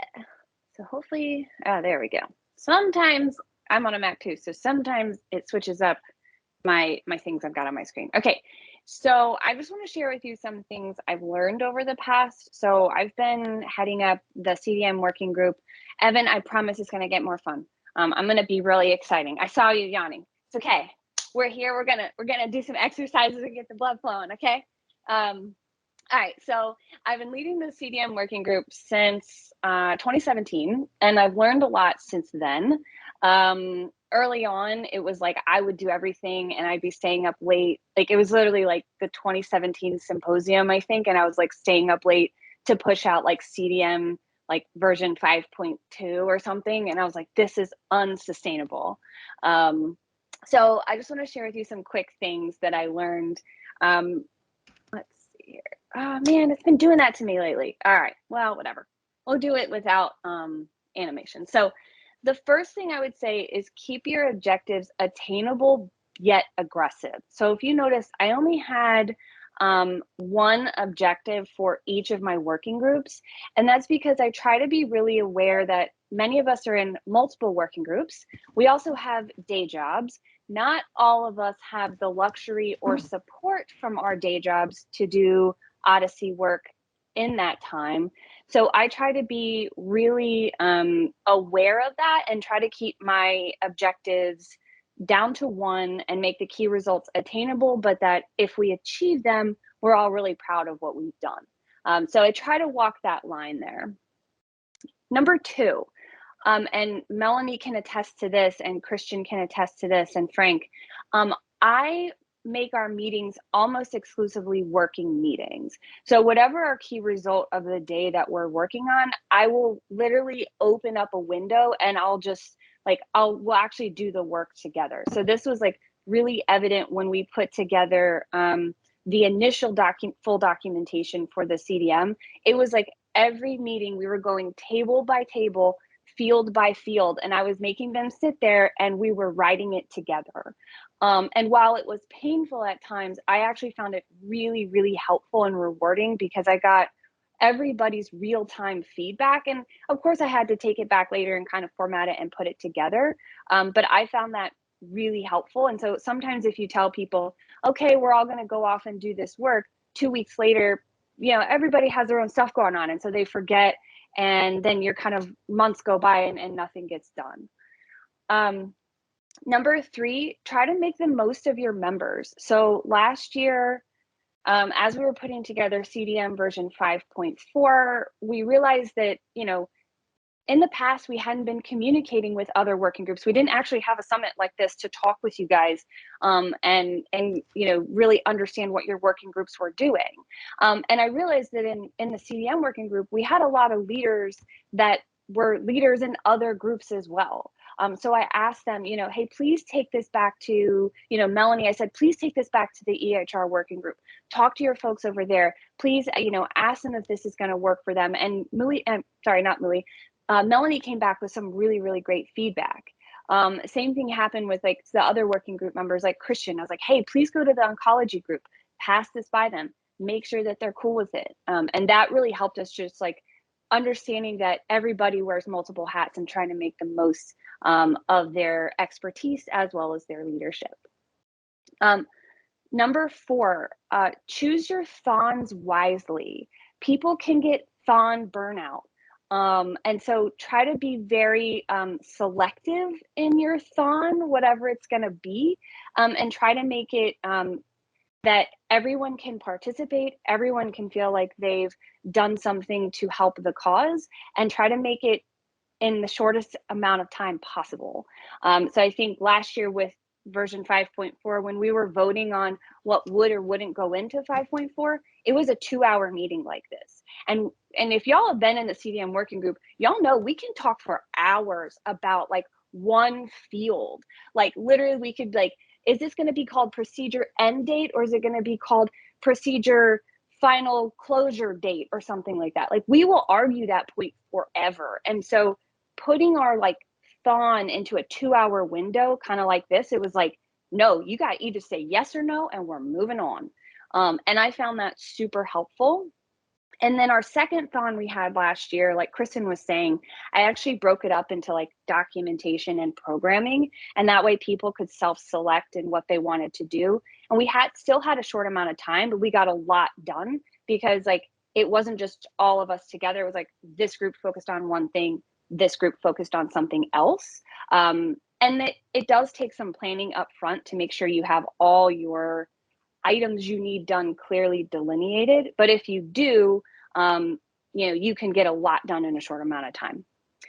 And then the last one, I think we all just need to remember to give recognition when folks do work and help us out. Please try to, call that person out, say thank you, and really highlight the work that they're doing for you. Because, the more we do that, I think the more people are willing to help us and to really want to give back and work together. So it's not just one of us, it's all of us. And so making sure we're recognizing that, calling people out by name, and really highlighting, the work that they've contributed really helps people feel ownership and like they're part of the team. Okay, so that was it. That was my quick whirlwind. Claire, thank you so much. That was great. One of the things that I find, I really enjoy my time spent on my working group meetings. They're just kind of fun. I share the same values, and it's really fun to be part of something that's making such a major contribution.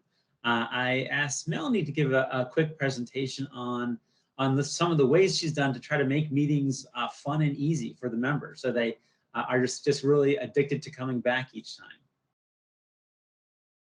All right, thanks, Paul. You can see my slides? Yep. All right, so how to make a meeting fun and easy, and when can we go back to face-to-face meetings? Because I think those are the most fun and those are the easiest, just connecting with people when you're in the same room. All right, so invite folks who are enthusiastic about the topic. Shout it out to the forums, on the Odyssey community call that's held every Tuesday. Those who have a vested interest in your topic and your working group will come. And then you need to personally invite folks. Make sure to bring in the experts to share their knowledge, the cheerleaders who are positive and enthusiastic personalities, the question askers to keep the conversation lively. And definitely make sure to invite those that make things happen, because at the end of the day, there's work to be done in a work group. So we've been online for 2 years now, and Zoom fatigue, Microsoft Teams fatigue is real. So for those who are a little bit more shy or introverted, Online meetings can make it harder for people to speak up, especially on some of the more highly attended calls or the calls with some more dominant personalities. So make sure you introduce the new members so they can say who they are and why they're there. And make sure to include time for questions or discussions on the topic or the thing you're working on. Also, keep an eye out on that chat box. I know, Elise just went over this. Not everybody has access to it, but I know sometimes when I'm presenting, I don't see the chat box happening or if I'm talking too much, but try to keep an eye on that so that way you can include those comments from folks who aren't speaking up and putting their comments into the chat box. Not every meeting has to have a full agenda. It's nice to leave a little bit of extra time sometimes so folks can just kind of talk and get to know each other. And then try to mix in some fun. I know that we do that with Odyssey community calls, and I think that's a way to help build community.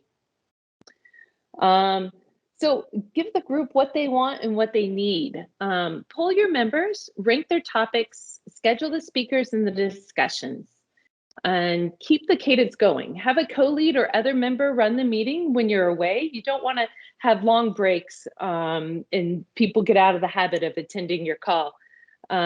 Keep summers easy. We should really make summers a little bit lighter because it tends to be light attendance, especially with my work group.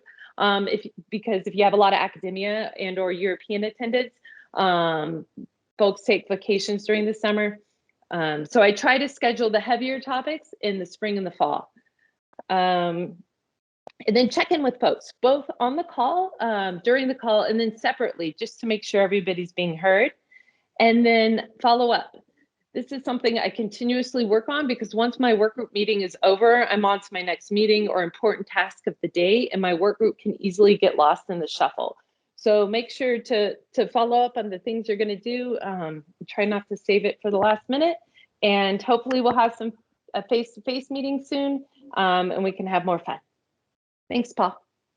Melanie, thank you so much. That was great, and really important to keep the meetings running at that cadence. And the next important thing to do is making sure you're promoting your working group so you can get people to attend. You can reach to our huge audience of folks who might be interested in participating.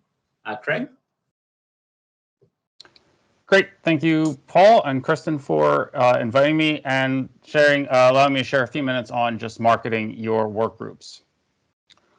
So basically, there's 6 questions, basic questions that come down in terms of communicating: the who, what, where, when, why, and how. I'm going to break these down into 2 different groups. I'm going to start with who, what, where, and when. They're pretty basic, but they matter, okay? What are we talking about? What's your work group? Who's the lead, co-leads? Who else is in the work group? Where is the work happening? In teams? Are there times where you're on the forums, GitHub, whatever? When are your meetings happening? When are these upcoming events? Okay, these are all really basic information that you need to get out about your work group so people know about them. Unfortunately, you have people like Elise, who's helping to organize everything that's happening in teams, and me trying to help communicate all of this work. We've created a work group page on odyssey.org that has the form to join work groups and has the weekly work group meeting schedule and information about all the work groups and the presentations that we've just done. Okay, so we have a lot of this information out there already. And so really the big questions and the big area that I think is where you can do a lot of the work is in the why and the how. And so I'm going to change this presentation from what was asked of me, which is marketing your work group, to engaging the community. I'm going to start by asking a scenario, and I don't really want your answers because I think I know them, but I'm going to give you 2 scenarios. One is the next work group meeting you have 100 new people join. You don't have any understanding why. It doesn't make sense. You think maybe Teams is broken. Maybe Elise has been lying to you the whole time, but they're there. They don't say anything. They offer nothing. Next time 90 show up, then 80, so on and so forth. Or your next meeting, you get 1 new person, but that person is all in, engaged. And within a year, they've actually driven one of your key results over the finish line. that one new person helps bring in the next new person, so on and so forth. Which scenario is better for your work group? I would guess that most people are number 2. And that, to make that happen, to bring that person in, you have to bring them in. You have to motivate them. Okay, you do that through the why and the how. The where and the when just doesn't do it. Nobody has ever joined a work group because their Wednesday at 10 o'clock happened to be open, and so they just found something. Okay, you have to bring them in, and you do it through the whys and the how. So I'm going to start with the how. What do you have to get out there? How? How is your work group trying to deal with a challenge? Are there new methods? Are there new tools? Are there new clinical questions that you're trying to answer? Maybe that's what's interesting to people. How can they help? Okay, how does a person's skills help with the challenges that your work group is facing? How can this work group help me moving forward? How does it help my career path? Okay, maybe some of what your work group aligns with, aligns with a person's potential career trajectory. Okay, professional growth can be a major motivator for people. Why? Why does this work group matter? Connecting with people on an emotional level really does motivate them to take part in something. Okay, how's this work impacting the community or the Odyssey mission or just the world at large? You know, I think we'll see a lot of that with the Darwin Project coming up. Why would I matter to this work group? You know, there's a lot of people who maybe feel like, you know what, they're already doing the work, they don't need me. Okay, and that's where you can come in and say, this is where you can impact what we're doing. This is where you can, this is what you can offer. Why would I want to join your efforts? Okay, maybe it just seems like a fun work group. Maybe it's an interesting topic. Maybe there's people that I want to know better and I want to join. This is all information that you really need to share. This is not stuff that Elise and I can put on the website or on Teams, but this is really where your strength is, your leadership, your ability to connect with people can bring in the type of people that can really drive your work group forward. And so the question is, how do you do it? Okay. Number 1 is to speak up during community calls. Now, I always have that part of the call where, you know, I put up the upcoming schedule and I ask people if they want to share what's happening. And I really want people to use this time. Okay. Talk about what's on the agenda. Talk about what you're looking for. Talk about what you need. Talk about what you're working on. You know, just having the name of the work group and when it's happening is not driving people to your group. Okay, that's where you can do this. If you want to do a little bit more, you can request a few minutes for 5 minutes, 10 minutes to just talk about what's happening in your work group. We'll make that time for you. Or you can, you know, everyone has to do a work group presentation each year, at least once a year. Make sure when you do it, you engage people. You talk about the need for collaboration, what you're looking for from people. Because when we do these, you can see the chat kind of light up and people talk about, you know, ask questions. This is where you can really, you know, seek out collaboration by selling what you're doing. You can work with me to create videos. We've seen over the last 2 years in this virtual world, 1 billion slides. Okay, and I think we've kind of gotten slide fatigue. And, you know, you see the words, but you don't really, okay, it's different when somebody's talking to you. Like Paul mentioned, we have over 1,000 YouTube subscribers. A lot of people watch the videos. I will work with you. It's really easy to just create a short video that we can share on our social networks, on the forums, on the odyssey.org website. It's different when somebody's talking to you and excited about what they're talking about and excited about what's happening in their work group and what they need and how people can help. That doesn't mean not to use text, not to use slides, not to use forums, okay? It is important to get that information out there. I do think it's great when people, I think Martijn does this, Claire does it, posting your agendas to the forums, talking about things on the forums, doing it in teams, you know, everything that we're asking you to do, but to do it with excitement, with energy and consistently and just communicating what is happening in your work group and how other people, how members of the community, new and old, can help. And then just in your conversations with people, emails, posts, be engaging, you know, be excited about what your work group is doing. Talk about where you need help, where people can, what you're trying to get to, what projects you're working on. Every little bit of it is what motivates people to join you. And through kind of communicating all aspects of your work group, that's the way you're going to get that one person, those two people that really do make a difference. And then hopefully you build from there. So that's all I have. That was great. Thank you, Craig. I wanted to switch over and I wanted to present. Okay. All right. So what I want to talk about is your role. You are in a leadership role in Odyssey, and you are a leader. And so I just wanted to share. So I have 60 reports at Johns Hopkins, and everything I've learned about creating high performance teams is about treating them as volunteers.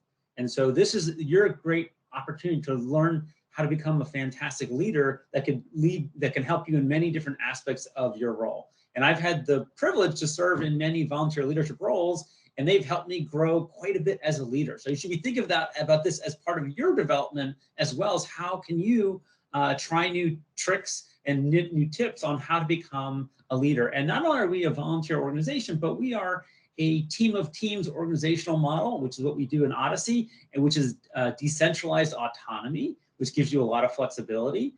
We focus on meritocracy and a sense of partnership, but this puts a lot of the burden on you to be that leader within the team. And so often we also really like within Odyssey, we have a very low threshold for creating a new working group. If you have passion and interest and can demonstrate that it supports the mission of Odyssey, we want to support you as a steering committee for initiating a working group and to launch a new team to help address what you're doing, as long as it's in partnership with all the other work groups that we have going on.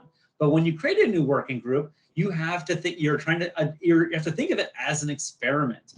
Is there sufficient interest for people to attend? We don't know. You have to kind of launch to find out. Will they return for follow-up meetings? Will they take action items on behalf of the group? Are they going to feel like they're part of a team? And will the work make an important contribution to Odyssey? So I find it's useful to think of yourself as leading an experiment, and the experiment is trying to help you develop leadership skills around this. And what I find is there's actually many different hats that you can be wearing as a working group lead when you're going about your roles. And so I wanted to try to throw some test ideas at you and see which one you would agree with or happily disagree with that you think would not help you with your team. You don't need a lot of advice since we're already such a successful organization, but here are 10 hats that I keep thinking of when I'm having a working group, what things might be helpful in making the working group congeal or be more effective as a group. And the first one is sometimes I feel like I have to be a visionary, where it's our role to create a vision for a future state of accomplishment. We like to get the working group to create a group vision, but often it's our job to help say, let's go over across the river and let's find a new venue where we can be productive and create a state of accomplishment. We also often need to have some expertise in the area. Obviously, there's gonna be a lot of questions about people joining the working group, and so we have to personally know a bit about the domain knowledge about the topic. We don't have to be the expert, but generally having some expertise is often helpful in being a working group lead. But these are, I think, necessary and insufficient. Often we have to be a good secretary and be able to schedule meetings and setting agendas and recording minutes and following up on action items from previous meetings.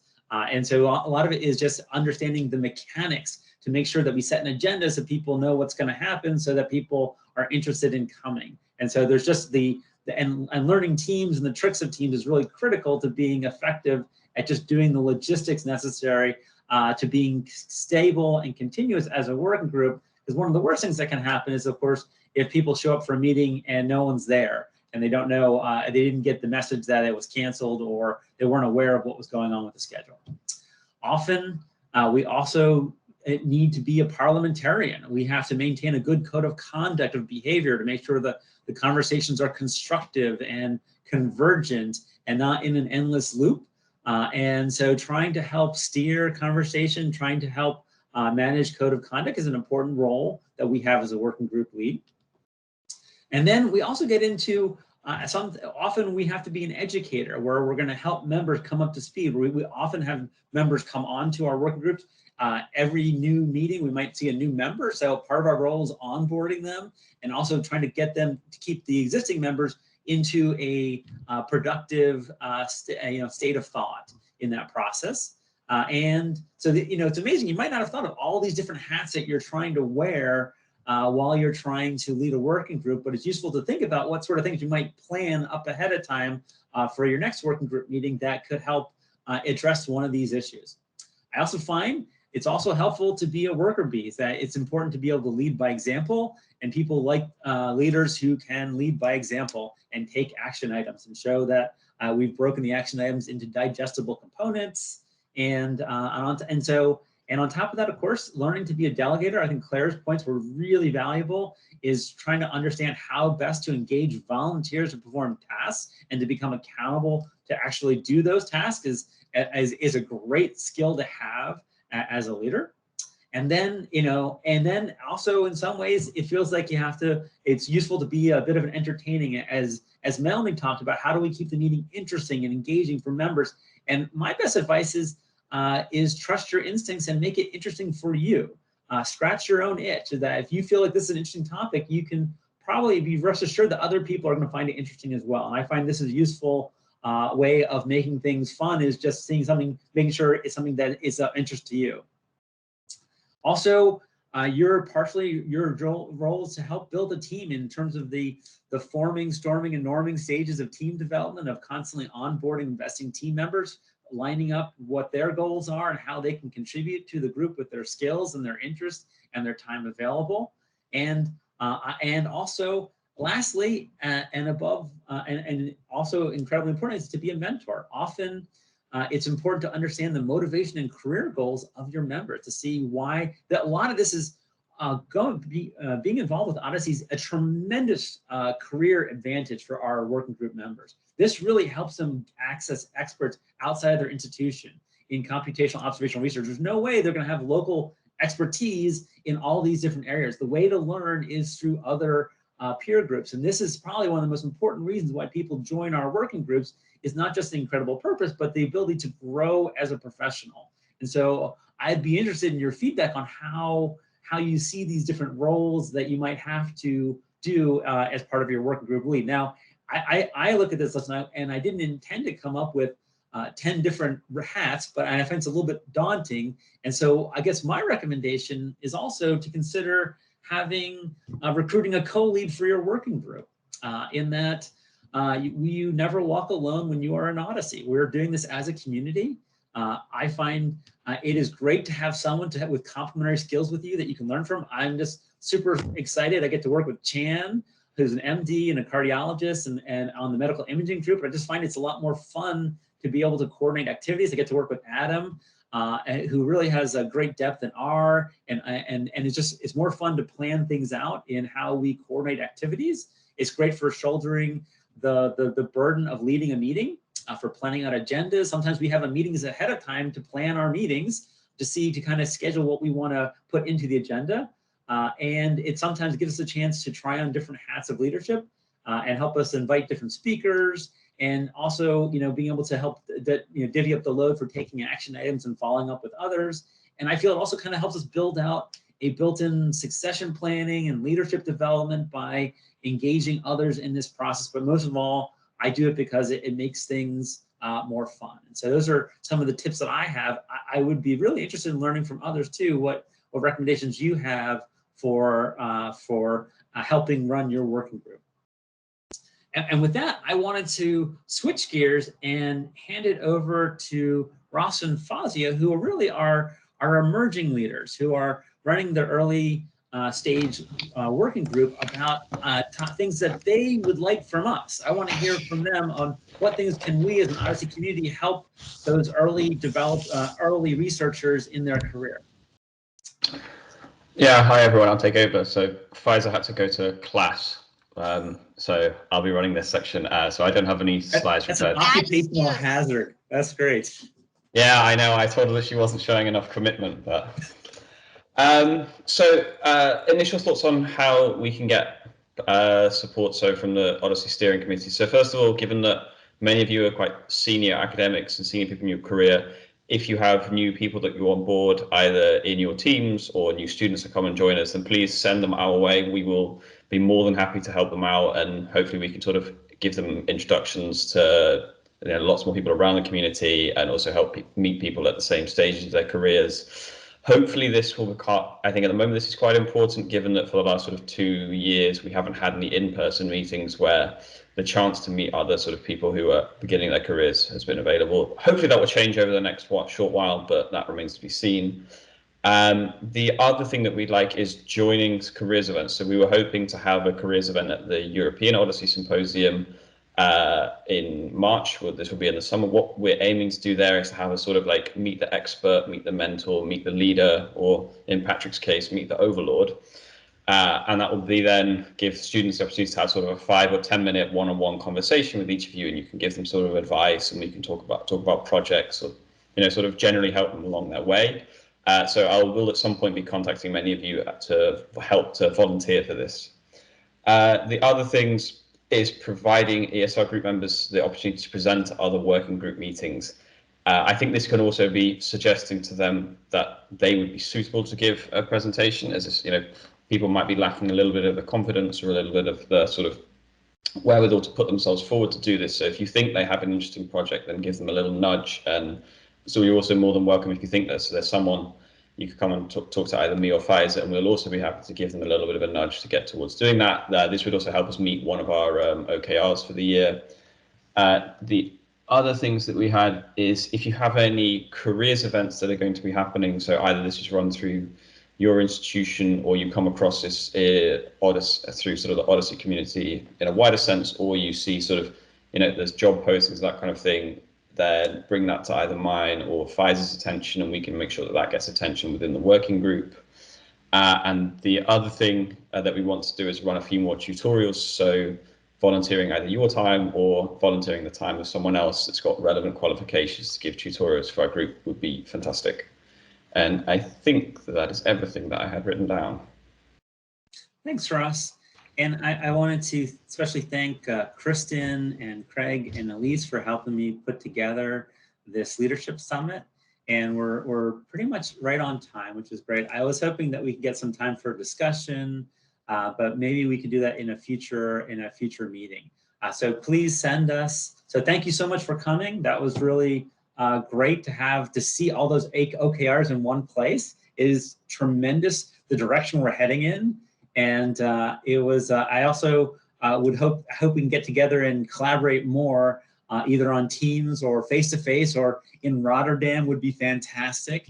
And this is just a wonderful community to be part of. So thank you. I want to thank you, Paul. This has been an amazing meeting. I was chatting privately with Craig that it's once you do something like this, it becomes so obvious that we should have been doing this all along. And I think it's really wonderful that we're kicking it off, and your leadership here has been really tremendous in bringing this all together. Thank you so much. And I do think it's important to note that this is a starting block for us.